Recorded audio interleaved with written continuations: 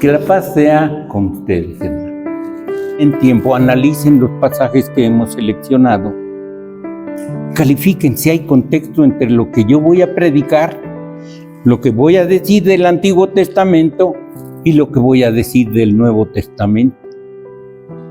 Porque si no, caemos en el error de muchas personas que entran en doctrinas textuales. La Biblia dice esto, y de ahí nos agarramos, aunque en la Biblia en otros pasajes no lo sostenga. Y esto tiene una situación muy bueno, no preocupante, sino desgastante, que nos obliga a leer pasajes, no textos, que nos lleva a estudiar un poco las Escrituras. Así pues, quisiera empezar diciéndoles que según el calendario litúrgico de nuestra iglesia, ustedes sabían que la iglesia tenemos un calendario litúrgico. La iglesia universal, la iglesia reformada. Hay 9 festividades que tiene que celebrar la iglesia de noviembre a noviembre. Adviento, natalicio de nuestro Señor Jesucristo, su epifanía en enero, su crucifixión, su resurrección, su ascensión. Casi las iglesias en donde he estado no hablan de esto. El Pentecostés, el tiempo del Espíritu Santo, y ahora en agosto iniciamos el tiempo del Reino. ¿Qué quiere decir eso? El tiempo del reino es el tiempo que la iglesia, para reflexionar y guiada por su palabra y el Espíritu Santo, construye el reino de Cristo hasta que Él venga. Por eso, Sociedades Bíblicas impulsó a las iglesias de México, no del mundo, a celebrar en este mes de agosto que inicia el tiempo del reino, el Día de la Biblia. Así pues, vamos a iniciar con nuestra reflexión y les ruego que cierren sus ojos. Padre bendito, te imploro que nuestra meditación y los dichos de mi boca sean guiados por tu Espíritu Santo. Te lo imploro en el nombre de Cristo. Amén. Desde la creación, hermanos, la palabra ha sido la más grande bendición para la humanidad. Ahora ya la ejerce en demasía la comunicación. Si no hubiera palabras, no podríamos cómo comunicarnos. Si no, le diríamos, le dicen los muchachos, a las muchachas me gusta. Y las muchachas se sienten conmovidas y contestan, yo también te amo.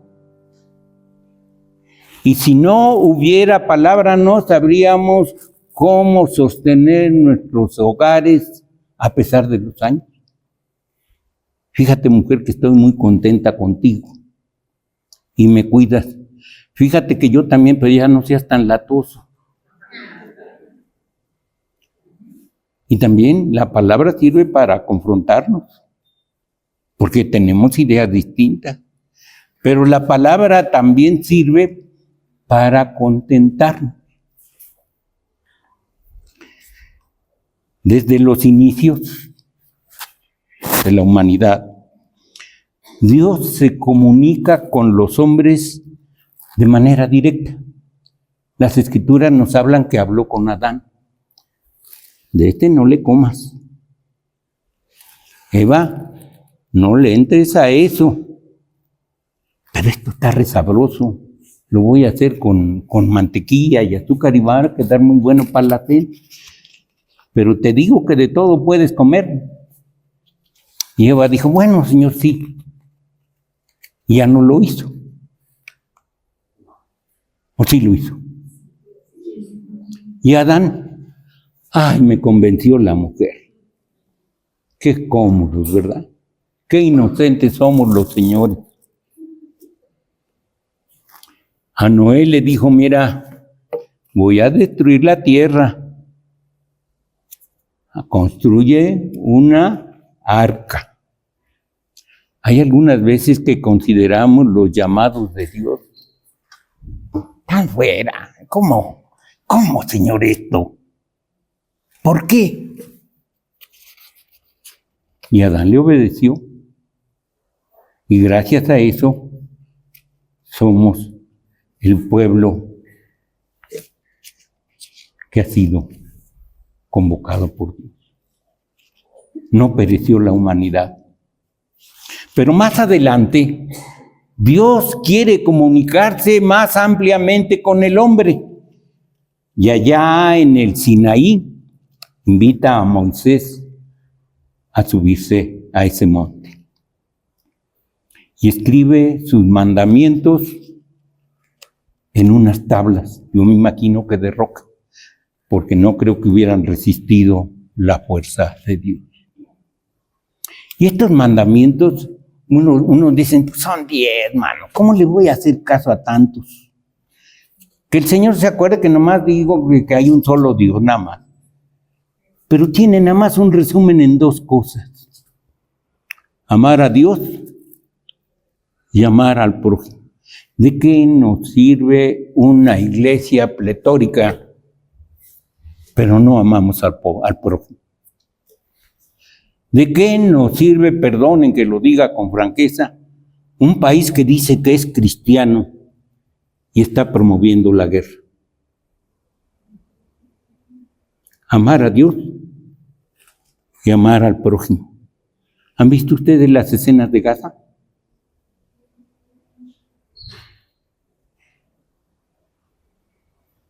Quizás sea tiempo que como país respondamos a enviar alimentos cuando menos. Esos niños que comen con desesperación la comida. Y muchas veces nosotros, ya tírala, ya no quiero más. Amar a Dios y amar al hombre. Dios se siguió comunicando con el hombre y su palabra quedó escrita en papiros, en tablas, y llega hasta nosotros a través de 4,000 años. Y llega a través de nosotros por 4,000 años porque en el siglo XV, un señor que se llamó Juan Gutenberg y que yo considero que es el mayor invento de la humanidad, inventó la imprenta. ¿Ustedes se acuerdan de eso en la escuela? ¿Y cuál fue el primer libro que imprimió Gutenberg? Ahora las Sagradas Escrituras se distribuyen en casi todos los idiomas y en todos los lugares. Pero muchas veces nuestra Biblia ahí se queda tirada. Yo nomás quisiera mostrarles cómo tengo mi Biblia y me regañan. Rayada, marcada, con pasajes, con anotaciones. Pero apenas lo hice hace 25 años y pasé otros 25 nomás leyendo y ya no. Ahí nos vemos. Tengo mucho que hacer. La lana, el quehacer, la ropa, viene a comer y yo ¿qué? ¿A qué horas voy a leer? Y en la noche, no, mano, ya estoy muy cansada. Ya estoy muy cansado. ¿Cómo voy a estar leyendo la Biblia? Y luego eso de reflexionar, de pensar en ella. Y caemos en el peligro de ser una iglesia llevada como manada. Porque no razonamos, porque no la estudiamos, porque no verificamos lo que Dios nos dice. Juan Gutenberg, al imprimir la primera Biblia, inició lo que es la más grande profecía del apóstol Pablo y que llega a nuestros días, que la palabra del Señor corra y sea glorificada. El pasaje que hemos leído del Salmo 19 Por cierto, les voy a contar una anécdota. El pastor me hablaba hace 8 días y me dice, hermano, ¿me ayuda? Porque voy a salir. Sí, pastor, ¿cómo no?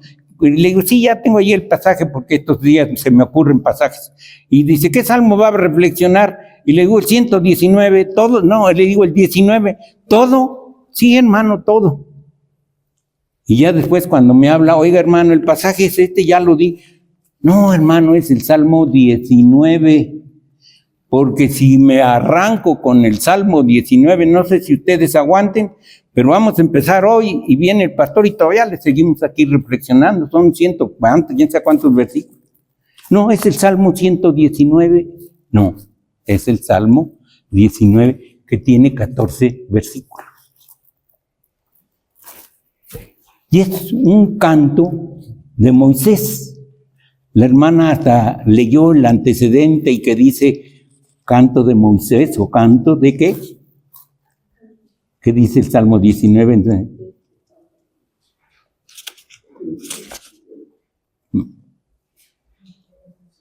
dice, al músico principal, salmo de David. ¿Qué quiere decir esta aclaración? Al músico principal. Ustedes han reflexionado en todo esto que dice. El templo tenía una liturgia muy organizada. Y tocaban los levitas. Y el pueblo cantaba. Y hay veces el Shelah era una alternancia, era una decir, ahora canten fuerte. Hay veces leemos y dice Shelah o Selah, que decir fuerte, era la indicación para el templo que cantaran fuerte esa estrofa del Salmo. Lo que ustedes o nosotros hacemos, lean primero las damas y luego los varones. Y luego en los himnos a que canten las damas y los varones, que por cierto yo les quiero confesar que siempre me equivoco y canto cuando cantan las damas. Hasta que siento el cariño fraterno y hermoso de un lado de una persona que me hace, fíjate, son las mujeres. Este salmo, hermanos, es muy hermoso y nos enseña cómo Dios se manifiesta al hombre. Les voy a dar el primer capítulo de la doctrina de la revelación. ¿Cómo se revela Dios al hombre? ¿Qué me dice alguno de ustedes? ¿Cómo se nos revela Dios a nosotros? Por su palabra. Pero principalmente dice que Dios tiene 3 formas de revelarnos, de revelar. Por la creación. Nunca hemos recapacitado en eso cuando lo vemos. En forma escrita por su palabra y culminación por Cristo, la palabra hecha carne, la salvación para el retorno del hombre a la presencia de Dios. Y en este salmo vemos en la primera parte que Dios se manifiesta al hombre en la creación, de los versículos 1 al 6. Y nos dice que los cielos cuentan. Algunas veces ustedes en la carretera se han detenido, han tenido oportunidad de ver el cielo. Qué magnificente, qué portento.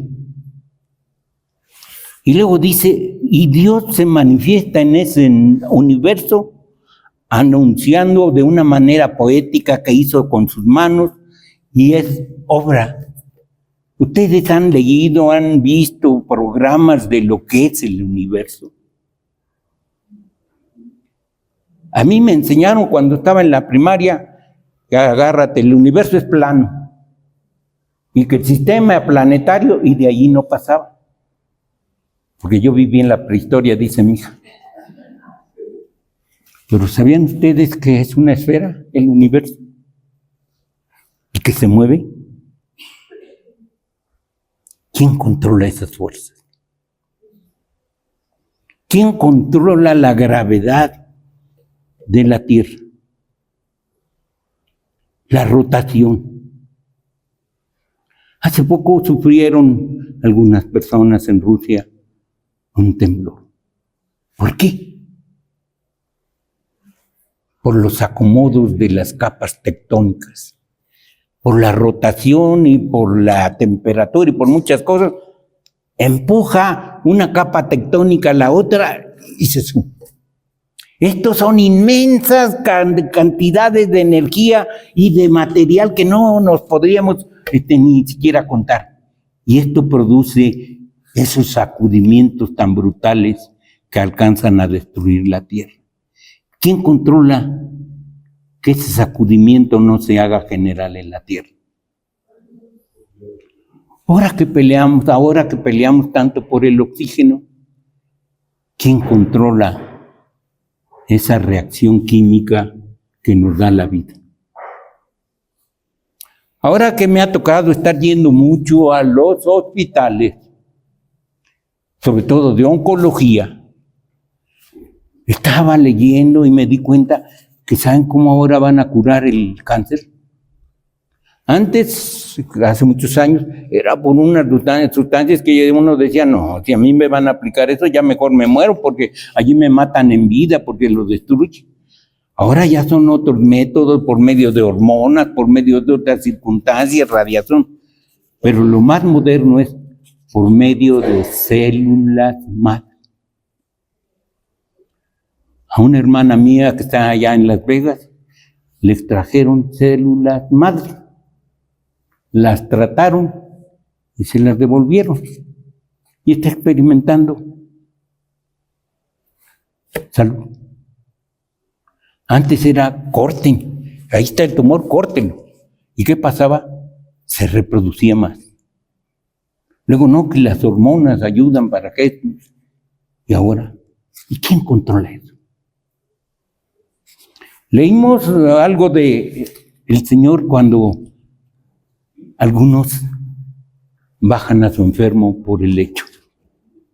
No sé cuántos de nosotros nos ha tocado esa experiencia de que ya no sabemos a dónde ir. Y aunque sea por arriba, que nos bajen para que el Señor tenga misericordia de nosotros. Y ahora el Señor tiene misericordia. En mi caso, ustedes saben lo que cuesta la medicina particular. Radiaciones, pastillas de 80,000, inyecciones de 20,000. Cuando me lo dijeron, pues voy a trabajar para aquí. Y que me aceptan en el seguro social. Y que me lo dan gratis.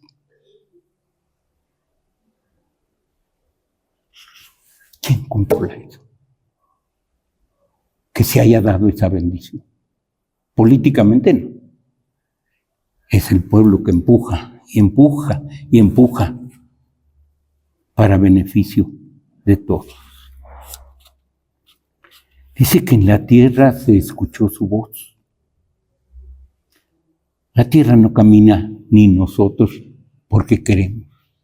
Está la voluntad de Dios y nos permite muchas veces hacer cosas. Y hay veces muchas de esas cosas como que no están muy bien, ¿eh? Pero Dios lo permite para manifestarnos su grandeza. En toda la tierra, dice, se escuchó su voz. También en el microcosmos, en las bacterias, en los virus.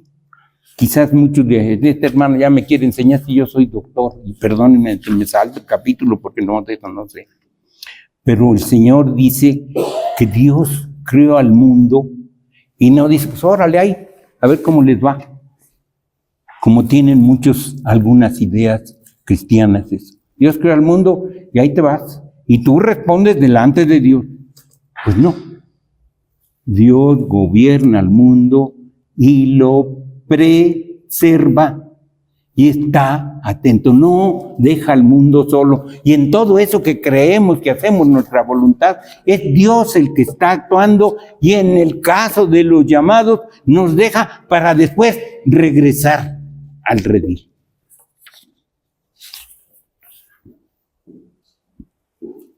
Todo esto que les estoy platicando, lo realizó Dios, el universo y todo, por su palabra.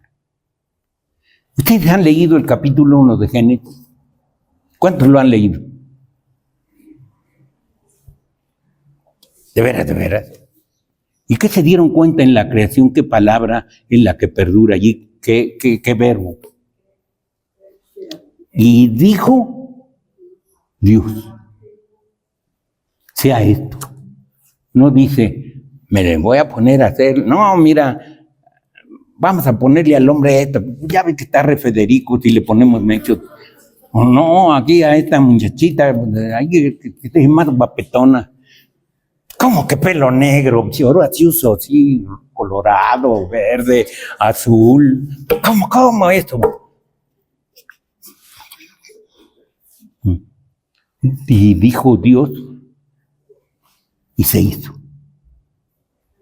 Y luego decía, y vio Dios que era. Cada una de ustedes, hermanas, para el Señor son lo más guapo. Cada uno de ustedes, hermanos, somos los más valientes, los más fuertes. Yo hasta a veces le digo a mi esposa, yo hasta me conmuevo de tan bueno que soy. Yo creo que el Señor te ha de tener por toda la vida agradecida. Sí, dice que sí. Entonces dice que Dios, su voz se escuchó por todo el mundo.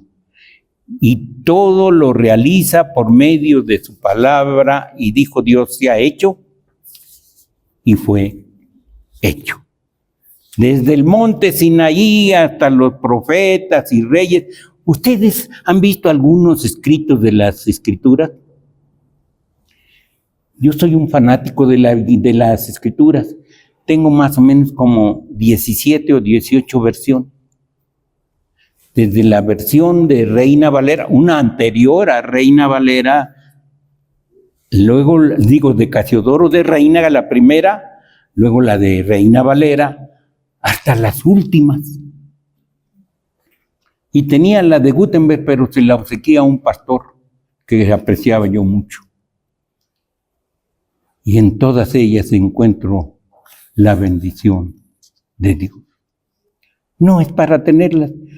Saben que lo más adecuado cuando está uno predicando y expresando una doctrina es recurrir a muchas versiones por las traducciones al hebreo, al griego y al latín. Desde entonces Dios se manifiesta en forma escrita y el Salmo nos dice, sus mandamientos son perfectos.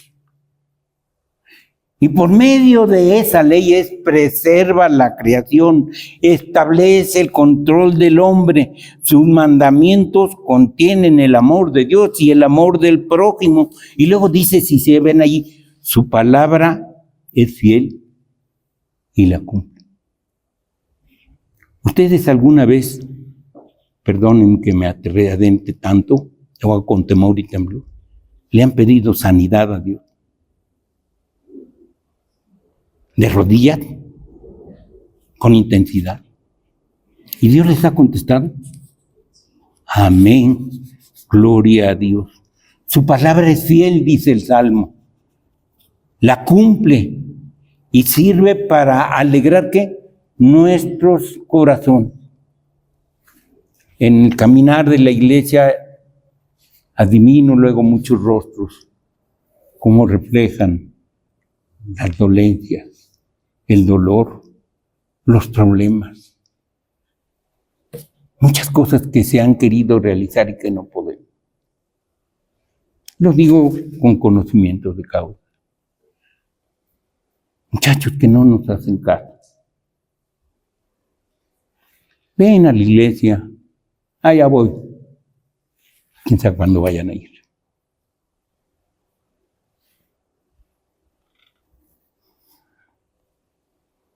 Dice que su palabra es más dulce que la miel y más que el oro afinado. Pero también viene el lado otro, no el bonito de la palabra de Dios, dice esta parte, ya no me voy a alargar mucho, dice que nos revela que el hombre no ha cumplido, que Jorge Dueñas no ha cumplido con la palabra de Dios. ¿Usted ha cumplido con todos sus mandamientos? Y nos revela su voluntad y nos dice que su palabra nos es útil para amonestarnos. Yo hay veces he sentido unos chicotazos que siento que del macanazo hasta se me quita la cabeza de tan fuerte que me dice la palabra de Dios. Y luego también nos enseña algo que en la iglesia se maneja mucho. Nos vemos muy bonitos. Pero dice el Salmo, líbrame de los que me son ocultos. Hay veces nos vemos, ¿cómo está, hermano? Señora, ¿te lo llevas o te lo envío? Líbrame de los que me son ocultos. Esa ley nos revela su voluntad para no desviarnos del camino. Pero si nos hemos desviado y si hemos entrado en problemas, la humanidad está en crisis, nos revela que hay una palabra plena, el Dios hecho carne, Cristo, el Verbo que se hace carne y que viene a nosotros y que todos los días, he aquí yo estoy a la puerta y llamo. Y si alguno oyere mi voz, entraré a él y cenaré con él. Pero también esa palabra no nada más es la que la abrimos, sino es la palabra que nos alumbra en el cotidiano vivir. Vivimos en angustia. ¿Qué hago con este muchacho, Señor? ¿Qué hago con esto? ¿Cómo le hago con mi negocio? Se está yendo abajo, Señor. ¿Qué quiero? ¿Cómo le voy a hacer? Mi familia se está desintegrando, hermano. ¿Qué hago? Pues digo, Señor, ¿qué hago? Cristo está a la puerta y llama, pero también con la confianza, como termina, dice, oh Jehová, oh Dios que salvas, roca mía, en que nos paramos con seguridad. Y redentor. ¿Qué es la redención? Pues es una palabra de la Biblia. Redención es el que paga para que quedemos libres. Y Dios ya pagó por nuestros pecados. Tengan la seguridad. Dios pagó por los pecados de todo aquel que cree en Él y se entrega a Él. Oh Jehová, roca mía y redentor mío. Concluyo diciendo, Dios nos ha hablado de muchas maneras y su palabra la hemos leído en muchas cosas, en muchos textos. Pero hoy nos dice, hijo mío, dame hoy tu corazón. Dame hoy tu corazón. Yo soy tu Salvador. En cualquier problema, en cualquier circunstancia. Yo soy la luz del mundo.